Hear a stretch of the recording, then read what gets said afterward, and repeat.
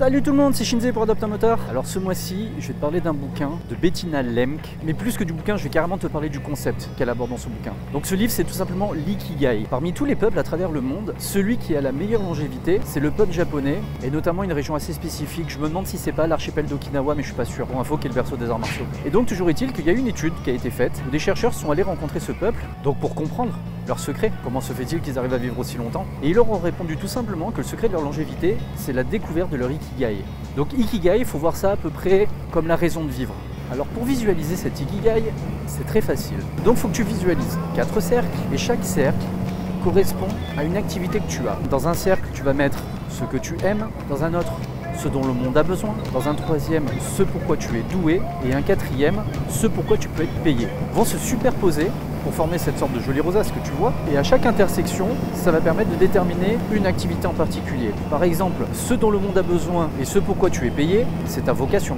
Ce pourquoi tu es doué et que ce pourquoi tu es payé, ce serait ta profession. Ce pourquoi tu es doué et que tu aimes faire encore plus, c'est ta passion. Et ce que tu aimes faire et ce dont le monde a besoin, c'est ta mission. Mais si tu arrives à trouver l'activité qui se trouve au centre des 4, quelque chose qui est à la fois ce que tu aimes, ce dont le monde a besoin, ce pourquoi tu peux être payé et ce pourquoi tu es doué, cette intersection-là, c'est ton ikigai. Ça rejoint en fait une célèbre citation qui dit un truc du genre « Trouve le métier que tu aimes faire et tu n'auras plus jamais à travailler de ta vie ». Me vient aussi souvent cette citation de Roman Frécinet que j'avais entendue dans un reportage, dans une interview, où il disait « Fais ce que tu aimes, fais-le gratuitement et fais-le jusqu'à ce que ça te rapporte de l'argent ». Ou alors, comme m'a dit un jour mon pote Japs, celui qui nous a fait le générique à une époque où j'allais pas très bien, il m'a posé une question toute simple, il m'a dit « Est-ce que ce que tu fais, tu aimes le faire au point où tu sais prêt à le faire gratuitement ?» Et si la réponse est non, alors change. C'est vrai que c'est un peu extrême. Mais au final, quelques années plus tard, j'ai mis en pratique tout ça et désormais je mène la vie que je veux.